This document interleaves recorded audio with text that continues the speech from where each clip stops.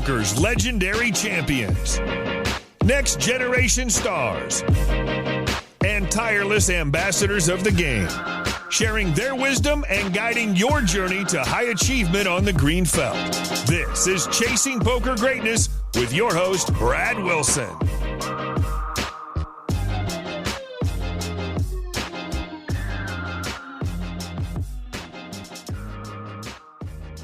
Welcome, my friend, to the Chasing Poker Greatness podcast. As always, this is your host, the founder of EnhanceYourEdge.com, Brad Wilson, and today's very special guest is online and live tournament crusher, David Lappin. In David's 13-year career, he has racked up over $4.5 million in on-live and live MTT caches, and more importantly, over $1 million in profit. He's also the co-creator of the GPI award-winning podcast, The Chip Race, with past Chasing Poker Greatness guest Dara O Kearney. Currently, David is hard at work helping pub games and home games stay together in the current pandemic crisis by moving online and organizing them through private password-protected games on Unibet. Outside of poker, David's background is arguably even more impressive than his poker resume. He has degrees in history and art history, masters in philosophy and another in screenwriting, and an MLitt, which is similar but not quite a PhD, in philosophy. In our conversation today, you're going to learn what all pros should prioritize above all else when it comes to being affiliated with an online poker platform, how successful poker stables ought to operate, the number one thing David believes can close the gap between recreational players and pros in MTTs, and much more.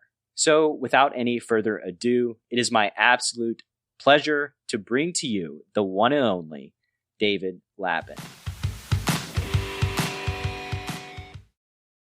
David, good morning, sir. How are we doing?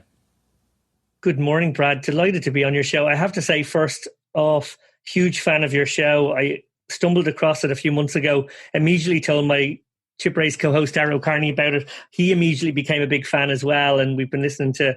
Actually, I can't even say we've listened to all your episodes because you're so prolific. It's actually hard to keep up, but kudos on the great work you're doing. Thank you. I appreciate it. I always want to do more every week, and then I also struggle getting the two out that I do every week out. But I do want to add some more like pure strategy content. I think that's the next goal, because that for me is like much easier than the interview style, because it's just talking poker hands, right? Like, we're poker players. This is what we've done for decades. It's second nature to us, you know? Yeah, that's definitely your wheelhouse from before. I know. I suppose for myself, I could say the same thing, having done a decent amount of coaching and having, I suppose, just been in the way poker players are always in these study groups, talking through hands, and the strategy side of things is easier. And I definitely was pretty green to the interviewing process when I had to learn it too. So I feel you. Yeah, and I appreciate the kind words, by the way. It's always extremely humbling when I get a message from a guest like Dara, who's like been binging your show on my morning runs, or like Matt Savage comments on Instagram that he's caught up on all the episodes and patiently awaiting the new ones. It's very humbling for me to, for people to spend their time listening to this thing that I'm doing. I think that's a big deal.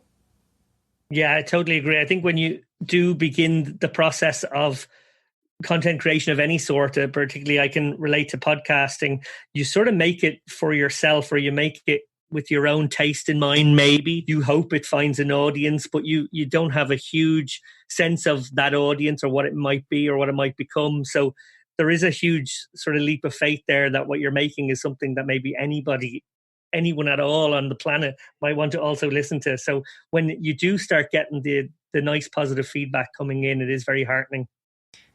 And oddly, I found this too in some of the episodes that I'm like, I don't know how that came out.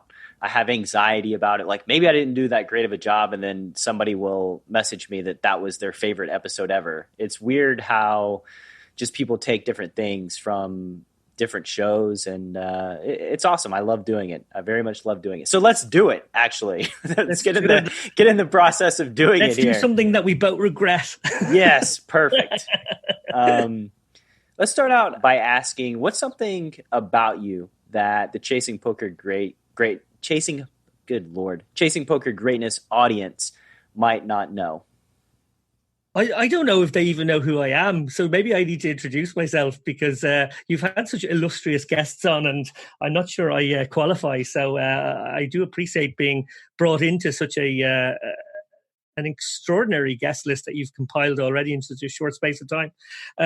What do they need to know about me? I guess I had I looked at your Twitter feed, I think it was like 2 days ago, and I really related to this one. Carlos Welsh, I think you were maybe entertaining the possibility of bringing him on the show in the next little while or something like that. And he said something like chasing poker mediocrity. And I thought, oh God, maybe that's probably more accurate to me as well. I'm not sure. I suppose the one great achievement I have in poker is that I'm still here 13 years on. I've never booked a losing year, and I've sort of stayed ahead of the game while probably never being miles ahead or far enough ahead to print, excruciating sums of money, but still managed to always, beat most players up as I went along. How'd you manage to stay ahead of the game? Because that's something that I see lots of folks don't do. They manage to fall behind because, poker's always evolving, always growing.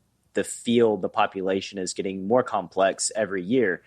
So how do you manage to stay ahead year after year, 12 years in? It's a quality that nobody would associate with me who knows me, and that's humility. I can just imagine everyone I know now pissing themselves laughing at me talking about how humble I am. But it's a certain type of humility where you have to almost be paranoid that everyone is getting better faster than you are. And you have to sort of constantly channel that anxiety or that sort of paranoid feeling to think to yourself, okay, well, I just have to keep improving. I have to keep figuring out counter strategies to what other people are doing. And I suppose I've seen people who've really done very, very well in short spaces of time, playing a style that I could never quite wrap my head around, and was always skeptical as to whether they were just the hot new thing, who, either were running incredibly well or had just sort of happened upon a perfect counter strategy for the population tendencies of the day, and never fully embraced any of those people, never became a disciple of any of those styles, maybe to my detriment, I'm not sure, but instead always sort of wanted to figure out how to play a sort of consistent, more balanced game all the way through my career. And I think that's probably meant for no huge years, unfortunately, but it's also meant for no bad years, as I do probably maintain an edge.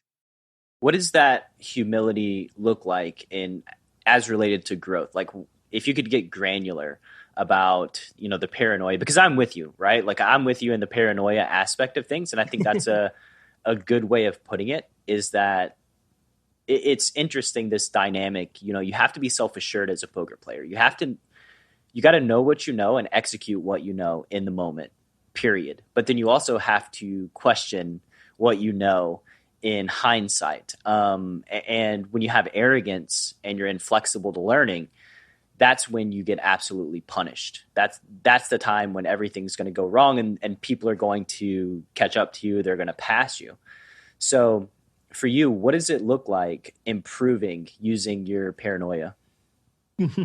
Well, I suppose the best way to answer that would be twofold. One, I come originally from a philosophy background. That's what I studied mostly in college. And I think that sort of teaches you a few skills. It probably teaches you stuff that's very useful in the real world implicitly, but not explicitly useful for getting a job per se. And I think that, the analogy I would make here would be when I would be debating somebody, and I guess I would be considered by many who know me as somebody who would be very forthright and formidable in that environment, I generally fight the cause of my case or what I believe in or what I think. And that is often confused with being not malleable. And that's not true. In essence, what I'm doing by interrogating a point, and if that person is making the point, they might feel like they're being interrogated. But the point there is to really test the idea. And if the idea holds up, then, if I win that debate, then maybe there's something more concrete in the idea I put forward. However, if somebody comes back at me with excellent counterpoints, beats me up in the argument, which is essentially what I'm seeking, then I have to form a new paradigm. I have to form a new idea that I can rely upon. And then, the next time I have that debate, I might be arguing the other side of it. And I do think those things are absolutely consistent, although I do understand why they aren't understood to be consistent, maybe at first glance. Would you prefer to win or lose these debates that you have? I prefer to... that's a good question. I suppose if it's about sort of concrete kind of moral ideas, I guess I don't like losing them, although I have lost them in the past. And usually it's for the better. Then it's for your betterment that you discover something about yourself. But I suppose you would like to think you were correct in the first place and had maybe already made that journey. When it comes to poker, I think it's much better to lose the argument because losing the argument in poker, we have a very definite sort of evolutionary track towards improvement. There hasn't been like a year where we were all worse than we were the year before.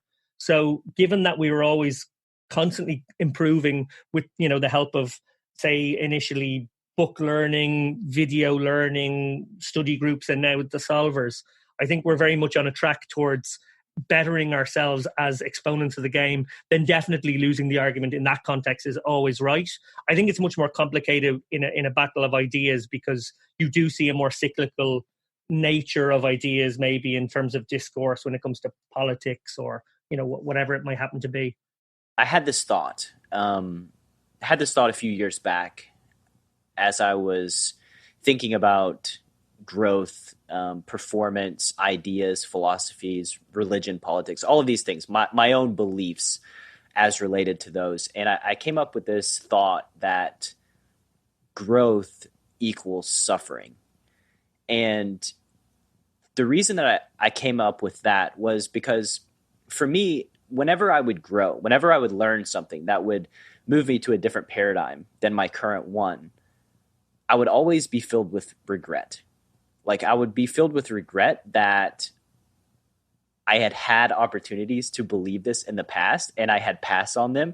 And it would be regret about my past self, how my past self acted, things of that nature. And I think in poker too, if you learn something that changes your paradigm, your style of play on a technical level, it's going to cause some pain because you're immediately going to realize all these situations that have come up that fall under that category that you've messed up and how sure you were in those moments that you were making the right decision.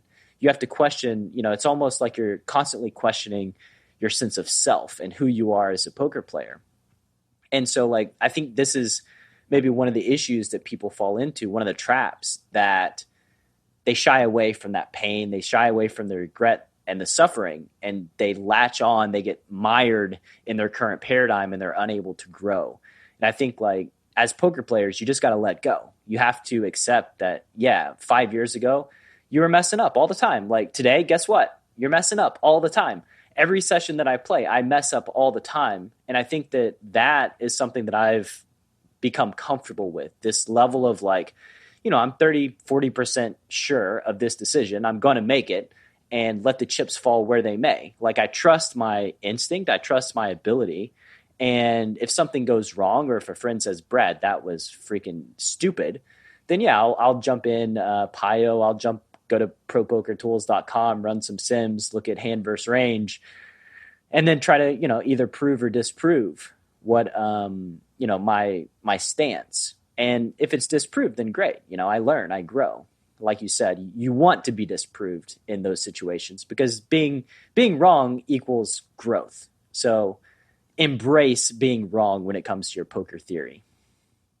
Yeah, hear. That was a long tangent.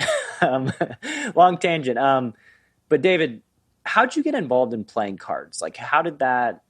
What's your story look like? I guess cards of any sort. I have images of myself as a 6-7-year-old, my grandmother on her balcony in a little flat in the centre of Dublin. Whenever the sun came out, she used to get her sleeves rolled up and wanted to get a little suntan. playing sevenses. I guess it was a kind of a gin rummy. So she minded me a lot as a child, so I ended up playing with her. So I got my card sense from my nan. Poker was definitely late night poker, and watching that TV show in the UK, a sort of seminal show really for a lot of UK Irish guests you might have. Can I interrupt for a second? You can, of course. Let's go back to playing cards as a 7-year-old. How did you feel playing cards with your nan? How did I feel? Yeah. Oh, it was great fun, because obviously as a child you're trying to figure out games that you can compete with the adults on, and my nan was great fun. She was a very competitive but also a good sport, and I think probably taught me how to be a good sport, playing a game of sevenses on the back balcony. They're very fond memories for sure. I always played cards of some description with friends. In fact, we used to play draw poker even as young teenagers. I remember before the late night poker craze sort of got me and my friends all into our €5 sit and goes or whatnot. But it was much later for me. I only turned professional at the age of maybe 24, and I had known the game of No Limit Texas Hold'em maybe since I was 15 or 16 from the TV. It took a long time for it to kind of grab hold of me. The only reason that I ask is I also have fond memories as a kid playing rummy with my grandparents and just playing all kinds of card games. I just loved holding a deck of cards and playing cards. And so when I got introduced to poker, like it made all the sense in the world that, yeah, I get to play a card game for a living. Like, this is the dream, right? Like, what else? It was the only thing that made sense to me as a 19-year-old kid. And as I do this show and I hear everybody's journey through cards, I'm always wondering, like, what led people to poker? Was it a love for cards at an early age? Lots of people are gamers and competitors that eventually played poker for a living. The competitive nature of it appealed to them. But I think I'd probably have to reject that notion for myself, unfortunately. Nice as it was to play cards with my nan and to, always be able to play several different card games as a kid, I didn't want to be a poker player. That wasn't sort of plan A. Plan A was definitely screenwriting. I had sort of segued into that. I had been hired by the national broadcaster in Ireland to write a show that I'd conceived of, and that was going to be my gig. And unfortunately, the economic collapse in 2007, budgets were slashed across the board, funding for TV shows and whatnot. And I sort of went from somebody who had been really, really fortunate to get the first thing I ever wrote of substance off the ground as a TV show. And, in my head, it was going to be this great career. I was going to write my own show, probably follow it up with another show I had in mind, maybe get, brought into the writer's room of some great American show, and then maybe make some movies or whatever the career would have been. Instead, I was kind of thrown on the scrap heap. Just months later, I had written 4.5 of the 6 episodes of this series, and they just dropped it. They had 3 shows in development. They only continued developing one of them. Mine wasn't chosen, and I sort of went from thinking, oh my God, this is my great break, to going, oh shit, I'm a complete failure. This isn't working now. And I remember the national broadcast actually said to me, almost like a booby prize, well, we have some spaces on our soap opera. You could become part of the writing team on that. And it was just like a slap in the face with a wet fish. I was just like, no, I was going to have my own show. And now you're basically giving me a junior writer position on like what I think is a terrible soap opera. It was such a it was devastating. So, maybe if poker wasn't something I was already profitable in, I guess I'd segued into making a little bit of money from poker already at that time. Maybe humble, cap in hand, I'd have gone, give me the writer's job, and perhaps I would have been able to use that as a leaping off point to do shows of my own in the future. But I suppose because it was so humiliating and I was so distraught by the idea of not getting this thing I craved so much, poker was like this sort of fuck you job. I can do this on my own. I don't need a commissioning editor. I don't need anybody else to make this work. I can sit at my laptop. I can grind 45-man sit and goes. I can make a living just about. It was very just about in the early days, and but there was freedom to that, and there was sort of self-dependence in that. And that's what I really needed, I guess, at the time, having had the emotional knockback.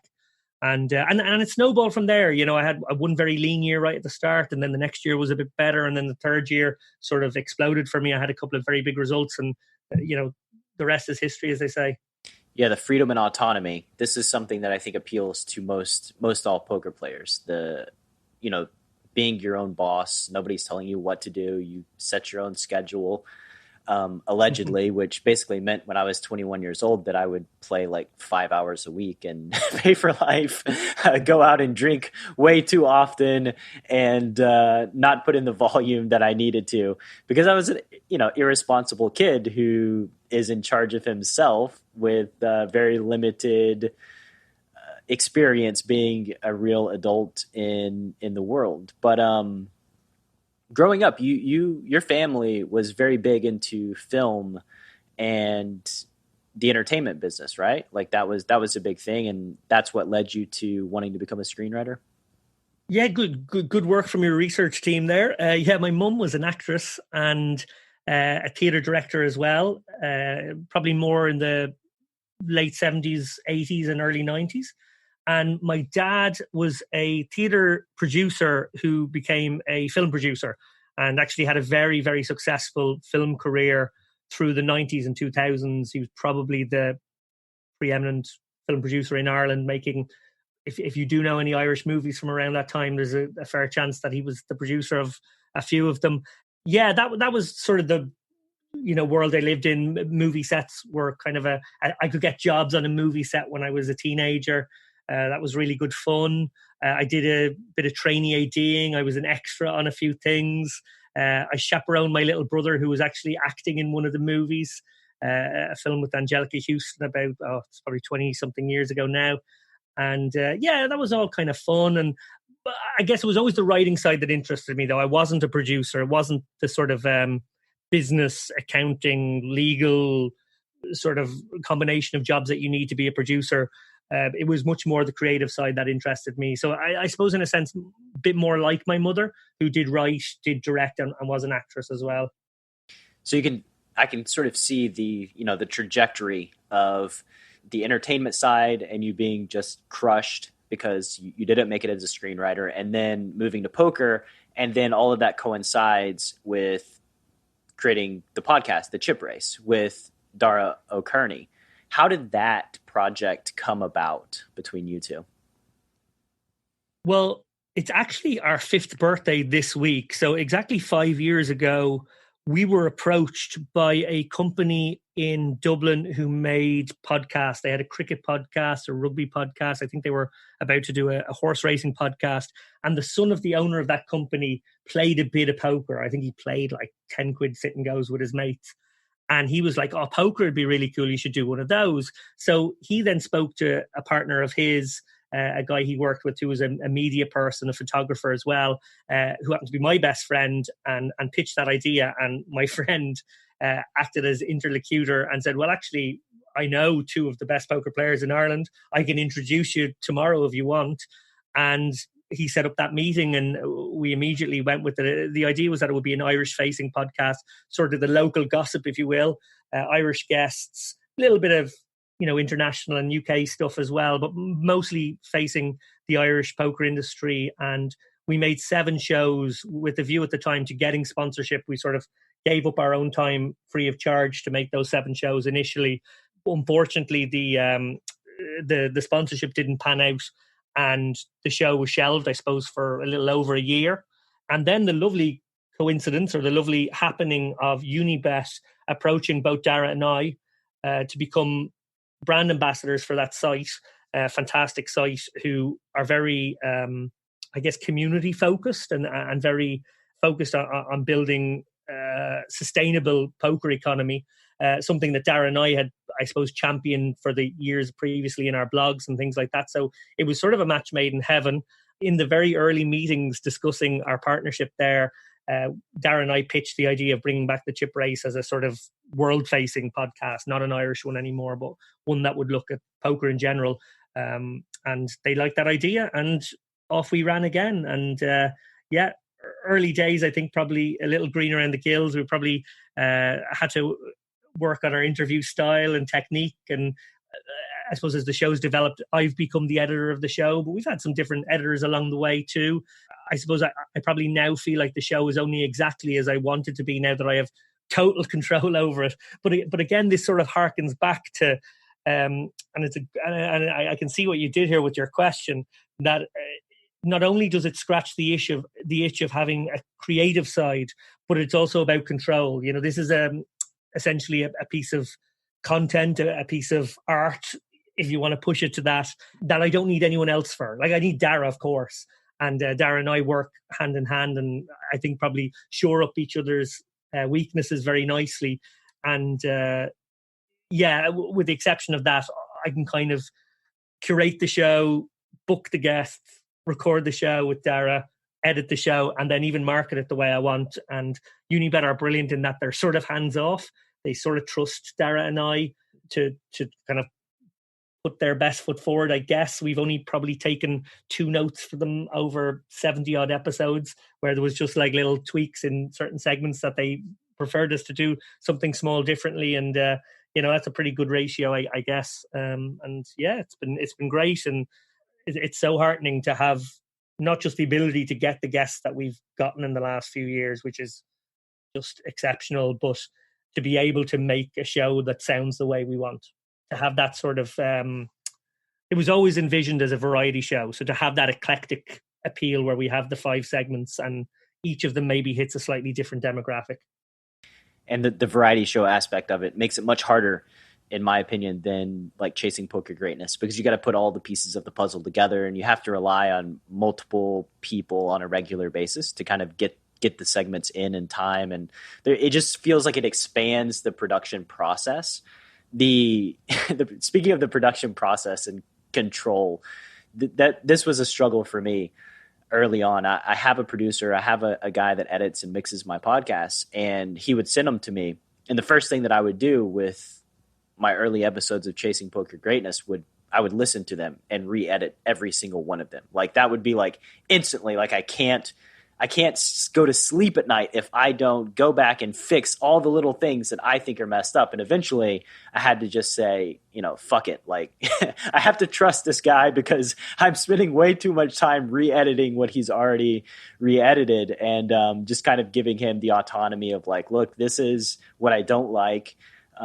This is what I don't like about my voice and my side. It's mostly me, because I think as humans, we focus on ourselves, right? Like, if we watch a replay of, just like a home movie, who are you looking at in the home movie the whole time? You're looking at yourself to see how stupid you look, and like thinking of the witty comments that you should have said and that you missed. Do you ever feel do you get annoyed at yourself? This is a very selfish question. I don't know if the audience is interested, but do you get annoyed at yourself for missing something in a segment in the production process? So by that you mean if like I missed a question with the guests and that now they're gone, so that opportunity is lost? Correct. Yeah. Yeah, definitely that happens from time to time. You have to just live with yourself when it does. But yeah, that has happened over the years, because you know this better than most. When you're engaged in the interview, you've probably got some notes, you've probably got some kind of prepared questions that you have in mind. You really want to hit those marks. You also want it to be loose enough that you can go on certain tangents and be free enough to adventure off the path too. And, in all of that lies the potential for missing something. And yeah, look, we had Phil Hellmuth on the show for the first time, maybe 3 years ago or 2.5 years ago. And he's a guest that can get away from you. I'm a big fan of Phil's. I'm very appreciative of him coming on our show, particularly the first time when we weren't as well known. And, he is a amazing A-list guest to get. But as anybody who's ever interviewed him will tell you, he gets away from you really quick because he's a shill machine. And he wants to make sure that, his Aria cap and his new book and his positivity hashtag and his whatever get out there. And that's fine, because that's, he's a salesman and that's part of his shtick. But, you as the interviewer have to sort of handle that or wrangle that. And when you're not, of the status, if you like, of Phil Hellmuth, it's very hard to do that without sort of really impinging upon him. So it becomes this kind of to and fro game of well, one, can we wrangle him in the interview? And then sort of secondarily, can we wrangle him in the edit so that it doesn't sound too shilly as well? And I think Dara and I probably didn't push back on a few things that we sort of let Phil just run over us on, ultimate bet stuff maybe, or these kind of things that he probably doesn't want to really have to deal with, follow-up questions. We didn't really sort of in the moment rise to the occasion and sort of hit him with the perfect nailed on follow-up. And afterwards you're like, oh fuck, we suck, we should have done that, we let him away with that. And it would be something that you bitch to your mates about, or, oh, if I ever get him, I'm going to ask him this question, and then you lost the moment. But you also have to just forgive yourself. We've done at this point, I don't know, like 250, 300 segments with different guests, and once in a while something will slip through the cracks. It's annoying, but then I also kind of think, oh, we might have them back sometime. Maybe I'll be able to have them back and hit him with that follow-up. Phil's one of a kind in the self-promotion category of poker. I would say 90% of my poker guests, when they mention anything they're associated with, apologize for promoting the thing that they're associated. It's almost like to the complete polar opposite as Phil. They're like apologetic about mentioning their book or mentioning their thing, which to me, this is what we're here for, right? We're here for you to talk about the things that you're creating and putting out in the world. And in my opinion, if they're adding value, then talk to your heart's content. I would, we could definitely make the argument that 96% of the things Phil is promoting are probably not adding tons of value to the world, but that's neither here nor there. And they are guests on the show. You're a guest for a reason. You don't want to really hammer your guests. You want to make them feel welcome, which can lead to, a situation where maybe you could push harder, but you don't, because you want them to have a good experience, Yeah, I totally agree with you. I think first and foremost, they are your guests. And as such, you have to treat them like you invited them to dinner in your house. And while you can have an argument and you can have a debate over the dinner table, it can't get too ugly. And there has to be a line. And in the end of the day, they're in your turf. So you have to be able to control where that line is. And it's kind of on you. So I totally agree with you with that regard. I also think you touched on something really interesting there, because it's something I think about an awful lot as a brand ambassador for Unibet. And I did my little bit of shilling there early on, as you heard. I do feel as though there is always that kind of push and pull. And I want to be a genuine ambassador. I do believe in what Unibet are trying to do in the poker space. But at the same time, if I push that message too hard, then it actually loses credibility, because I just sound like I'm shilling the people who pay me.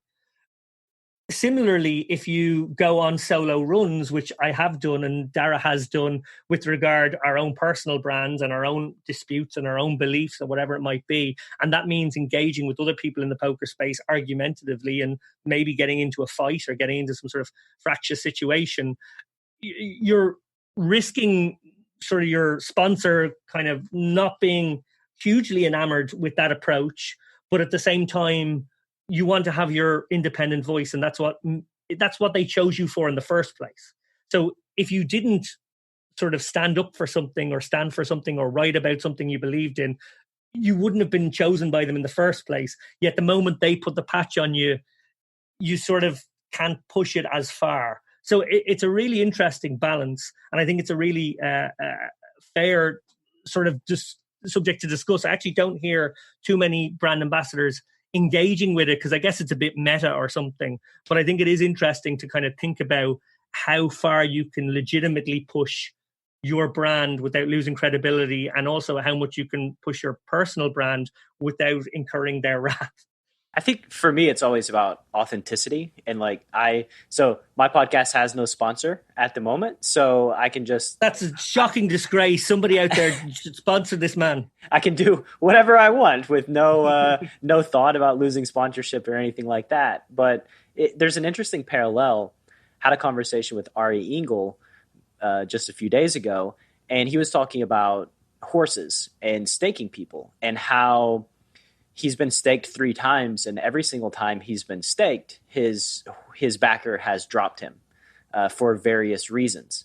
And he was saying that he's the type of person to go to his backer with like the worst hands that he played to kind of basically, he always is, especially if he respects them in a level that he thinks they're a comparable player or better player than him. He wants to, basically give them the truth or what the closest proximity to the truth of the situation that he thinks. And it just made me think about, it's the same line where Ari Engel is successful because of the things that he does, because of his outside the box thinking, because of his aggression in spots that maybe people don't take, and things that can blow up in your face and make you look like a huge, massive idiot, but also can make you look like a genius too. And when he gets backed and he puts that patch on himself where somebody else is fronting the money, we talked and he would pass up spots where he could look like an idiot simply because, he doesn't want his backer to think he's an idiot, right? Like he doesn't want to have that conversation. And it's very similar to me about wearing the patch of a sponsorship where you're a representative of that person. You feel a little responsible for the results. But at the end of the day, like you said, how he played was what got him to that point. So leave the man alone, let him do the shit that has made him successful over the years. And at the end of the day, this is going to be the most plus EV move you can make as a staker. And I know you and Dara had a stable too, right? I don't know if you still currently do. No, we don't anymore. But yeah, I do want to address what you said. Well, firstly, in terms of Ari, like if Ari didn't have some punt in his game, there's no way he'd have won as much money as he's made. So that's a very important aspect to the overall package. And if you're a backer, you have to know what the package is and you have to kind of accept it warts and all. Whether you want to even call that a wart or not, I don't know. But you have to accept all aspects of it. So that seems quite poor forward thinking from the backer. I wouldn't put myself in that position where I would, back somebody who I didn't understand, where they found their equity.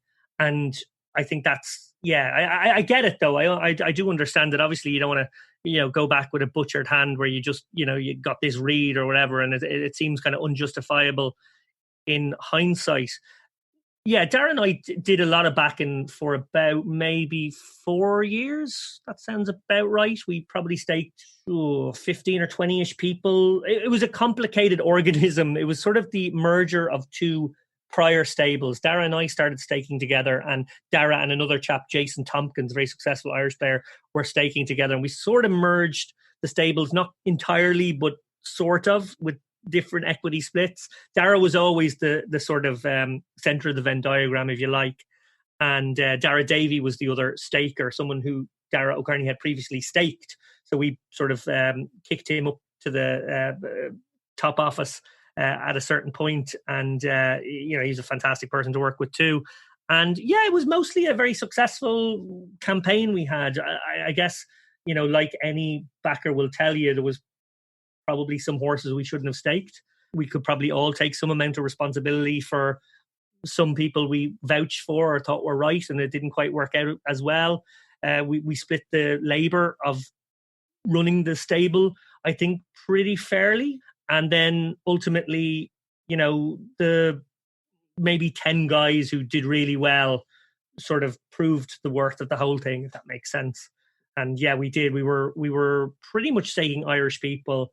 And I would say probably an entire generation of really good Irish poker players came through our stable at some point. We always were keen to get the guys out of the stable as well. At some level, we wanted them to leave us in 2 years' time, having built up the role they needed to sort of follow the same bankroll management patterns, the same approaches to how they learned, those kind of things. Once they were instilled, we kind of felt like they have to sort of go out on their own. And for the most part, that's what happened. In fact, it was very heartening. Dara and I played a big tournament in Ireland, one of the Unibet Opens, came to Dublin just a few weeks ago. And looking through the field, so many of the Irish players who are still standing, the MTT players, came through our stable. So that's probably a good sign.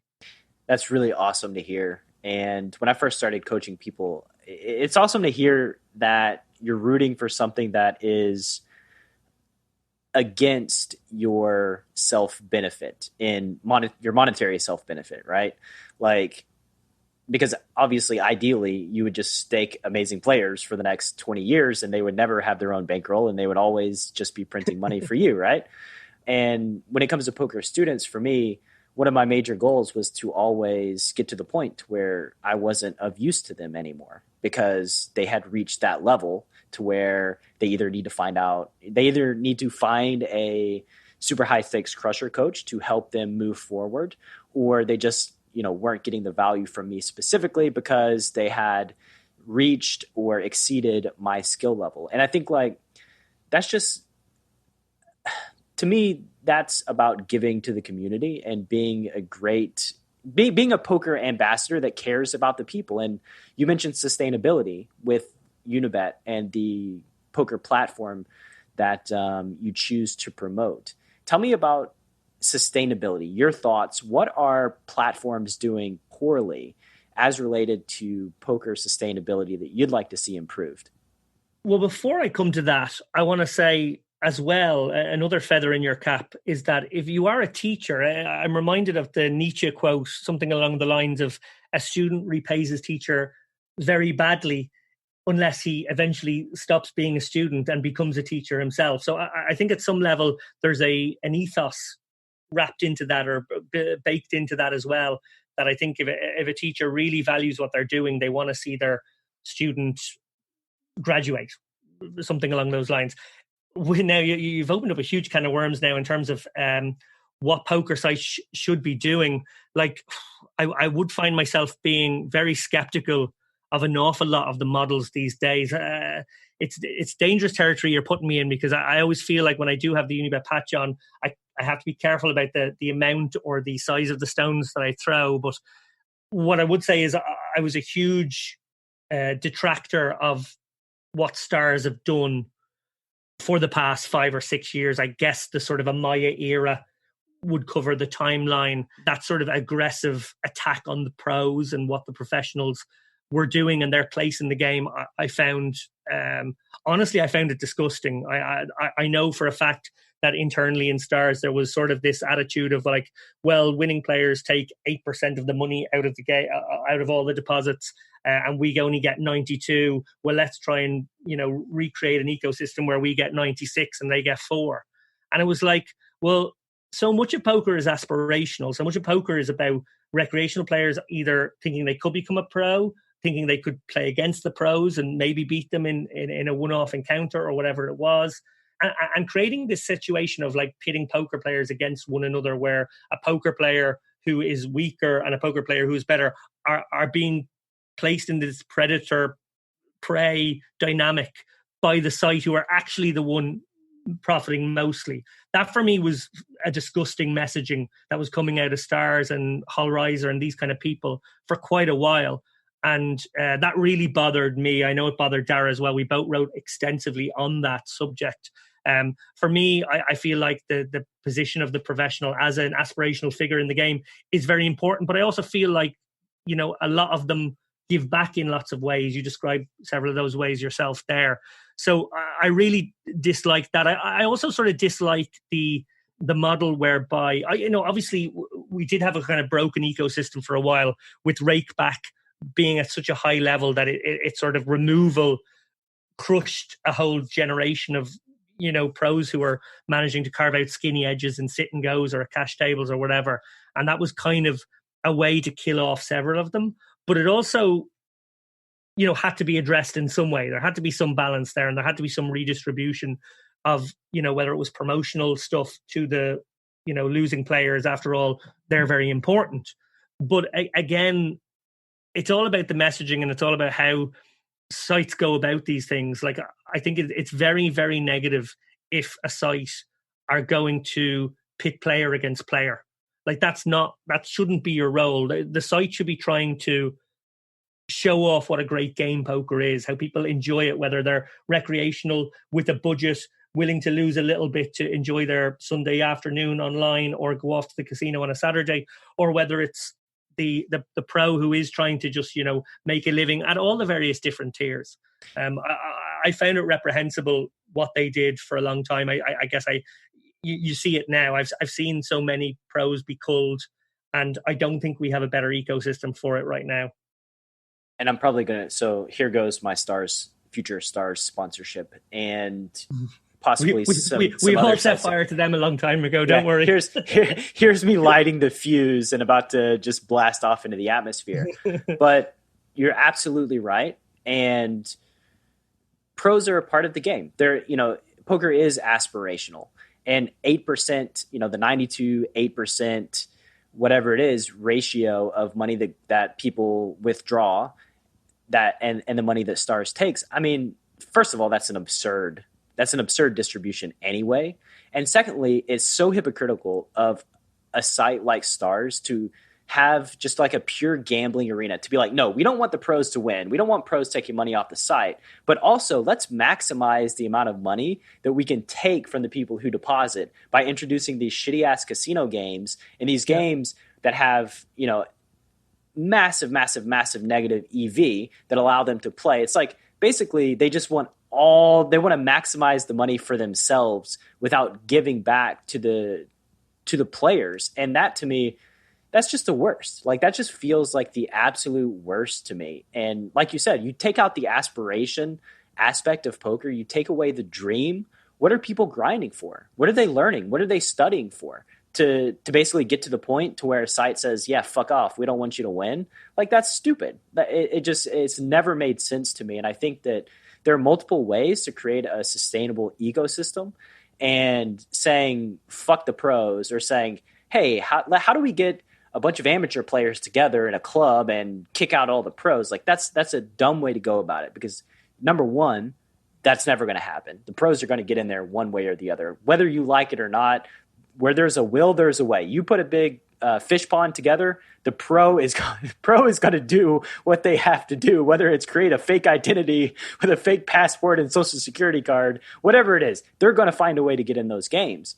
So to me, sustainability is, number one, like you want to lessen the skill gap. Okay, like make HUDs available to everyone. Give information on how to use these HUDs to the recreational players. Like, create a little training course. Like, if you can teach people how to use a HUD in a video game that doesn't make any sense within 30 minutes to an hour, you can teach somebody how to use this information, right? So number one, this reduces the skill gap. Number two, promote training. Help people get better at poker yourself. I know that this is like a big task for poker companies and platforms, but when you help people improve, this lessens the skill gap. And obviously, pros are not going to be crushing as hard as they otherwise would be. But saying minimizing the pros, killing the dream, all that stuff, I think is just absolutely the worst thing for poker. And I hate that it's come to this. Growing up in the world of full tilt poker, that was play with the pros, and the pros were celebrated, and that's who you wanted to be. You wanted to be that red name on full tilt. Just taking that all away and switching it just grinds my gears, drives me absolutely insane. Yeah, I totally agree. It's disappointing how successful they have been in sort of crushing the pros' influence. You even see it now with the number of sponsored pros, that roster being cut to bits as well.